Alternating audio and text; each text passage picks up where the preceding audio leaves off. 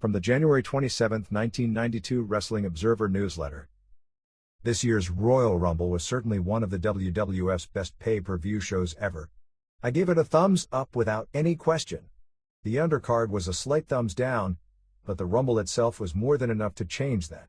I thought as an overall show, last year's Rumble from a wrestling content and excitement perspective was significantly better. I still rank last year's Rumble as the best WWF pay-per-view show in recent years, however last year's show with them exploiting the war so heavy-handedly left a bad aftertaste. This year's Rumble match itself was a lot better than last year's Rumble match, which didn't match the strong undercard and was somewhat anticlimactic. Last year's show had the opener with the Orient Express vs. Rockers that was, in my opinion, the best WWF match I've seen since Steamboat vs. Savage in 1987, plus a strong Warrior vs. Slaughter match, because of Randy Savage and Sensational Sherry more than Warrior or Slaughter. But it seems the majority opinion from messages thus far is that this was the best WWF pay-per-view show at least since last year's Rumble. A. In the dark match, Chris Walker beat Brooklyn Brawler via DQ. Brawler got the pin with his feet on the ropes, however Jack Tunney came out and overruled the ref and reversed the decision. This was done to turn Tunney babyface for the live crowd so they wouldn't boo him when he came out for his announcement before the Royal Rumble. It didn't work since they booed Tunney like crazy when he came out later in the show. Dud. 1. The new foundation, Owen Hart and Jim Neidhart, beat the Orient Express, Pat Tanaka and Tom Kato Boric aka Paul Diamond, at 17-18. Hart, who with the exception of Ric Flair and maybe Shawn Michaels, was the best performer on the show, made this match along with Tanaka taking his fastest bumps in wrestling. First half of the match saw the foundation dominate with Neidhart getting over through Tanaka's big selling and Hart doing the acrobatic moves. The heat spots started when Mr. Fuji hit Hart with his cane. At one point Fuji put his cane by the turnbuckles and Hart was whipped into the buckles and broke the cane with his shoulder, and they got a near fall but Hart got his foot over the rope. The ref missed some tags to Neidhart while they kept the heat on Hart. Hart finally did a double drop kick to both Orients and made the hot tag at 16:30 and they went to the finish. Neidhart bodyblocked Kato out of the ring. Hart did a lucha libre dive through the ropes onto Kato, then climbed back in the ring and pinned Tanaka with the rocket launcher. 3¼ stars. 2. Roddy Piper beat the Mountie to win the Intercontinental title with the sleeper in 5:18. Love Mountie's entrance music. Nothing wrong with the match but nothing much happened either. After the match Jimmy Hart tried to zap Piper, but Piper got the zapper and zapped Mountie. 1¾ stars. 3. Beverly Brothers beat Bushwhackers after an interminable 15-26 when Bo Beverly, Wayne Bloom, came off the ropes with a double sledge on Butch Miller behind the ref's back and Blake Beverly got the pin.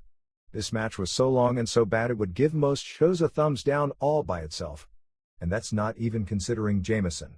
The only thing bearable was the commentary, since they never talked about the match and just concentrated on comedy with Heenan ranking on Jameson. But after the commentary, the best thing about the match was all the missed moves. The next best thing was the Bushwhackers licking each other and marching around the ring. Predictably, after the match was over, the Bushwhackers chased the Beverlys from the ring and held the Genius so Jameson could kick him in the shin and the butt. Earlier in the match Genius had slapped Jameson. At least Jameson plays his ultra nerd role well. And to Titan's credit, their non-humorous attempt at comedy with Jameson at least was put in a match where it couldn't make it much worse. -1½ star. 4. Natural Disasters beat Legion of Doom via count out so Doom keeps the WWF Tag Team titles in 9:27. This was actually the best match I've seen these four have, but says more about how bad the other matches have been. But it was okay until the cheap finish where everyone was brawling on the floor and Typhoon got in to beat the count. With all the time they spent on booking the rest of the card, they must have spent the time it takes between bites of a roast beef sandwich to come up with this finish. 1½ star. 5. The Royal Rumble opened with Jack the Best President since Noriega Tunney making an introduction like he was Lord Blears and this was Japan. The Rumble opened with the British Bulldog, who is a living and somewhat moving monument to what the WWF's real steroid policy is, and Ted DiBiase. They went at it for a hot 1:19 before DiBiase was clotheslined over. Bulldog got 30 seconds reprieve before Ric Flair drew number 3, and Rick took his time, 47 seconds, before he even got in the ring. They had about 2 minutes of hot action, with a highlight being Bulldog pressing Flair 5 times overhead before Jerry Saggs came in. He was out almost as quick, at 5:25 when Bulldog dropkicked him off the apron. Next in was Haku, sub for Marty Jannetty, from the SWS in Japan. Then came Shawn Michaels. As they were loaded up the workers early, the three best workers in the promotion DiBiase came in first, Flair came in right after, and Michaels came in at 6 minutes. Tito Santana, the Barbarian, Kerry Von Erich, Repo Man and Greg Valentine all came in, most of whom went right after Flair and worked spots with him, which seemingly was everyone's role when they came in. Somewhere along with Wei Haku went out. Nikolai Volkov was next up, late sub for Brian Knobbs, who was still out of action because of his stab wounds in Peoria, but he lasted about 90 seconds before Barbarian tossed him over at 21:27. Big Boss Man sprinted in next and worked some hot spots with guess who. Then came the mini Titanic, everyone jumping overboard at once, with Repo Man dumping Valentine at 22:30, Boss Man dumping Repo Man at 22:59, Flair dumping Bulldog at 23:36 and Von Erich going over at 23:48, followed by Santana and Michaels going out together in 23:58. Hercules came in, then Barbarian went out at 25:24 and Flair reversed a move by Hercules and Hercules went out at 25:36. This left Flair to work a quick spot with Bossman, which ended with Flair ducking and Bossman going over the top rope at 25:54. Roddy Piper came in for 2 minutes along with Flair, ending with Piper catching Flair in the sleeper and having him just about out until Jake Roberts came in, first not breaking the move until Flair was out, then attacking both Piper and Flair. The ring then reloaded with Jim Duggan, IRS, Jimmy Snuka and The Undertaker, all of whom went right to Flair. Undertaker dumped Snuka in 37:13. Randy Savage was next up and dumped Roberts in 39:30 and jumped over the top rope after Savage, which the announcers called as an elimination but later corrected themselves. For years, it used to be a regular cheapo battle royal finish where some egomaniac like Dusty, Inoki or a guy like Andre would jump over the top and eliminate himself while chasing a heated rival so that nobody would toss them out, saying you have to be propelled out. The Berserker Virgil and Colonel Mustafa came in next to add quality to the ring.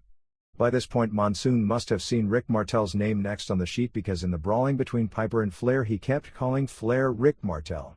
Martel was in next, and Mustafa went out at 48:50.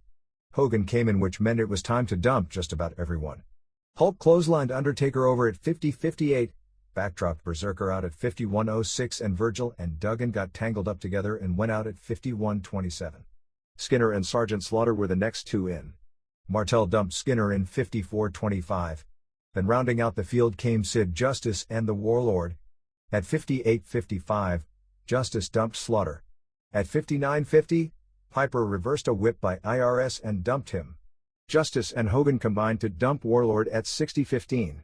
Justice then dumped Piper and Martel together at 60:39, so Piper went 34 minutes. Savage went out at 61:03, leaving Hogan, Justice, and Flair. Justice quickly dumped Hogan from behind in 61:35. Then as Hogan and Justice argued, Hogan grabbed Justice's hand from outside the ring and pulled while Flair pushed from the inside and Justice went out at 62:02, leaving Flair as the winner. As battle royals go, this was overall one of the better ones I've ever seen because there were several storylines to stay interested in instead of it just being mumbo-jumbo brawling without any purpose. They also couldn't have put Flair over any bigger as a worthy champion. 3 3/4 stars.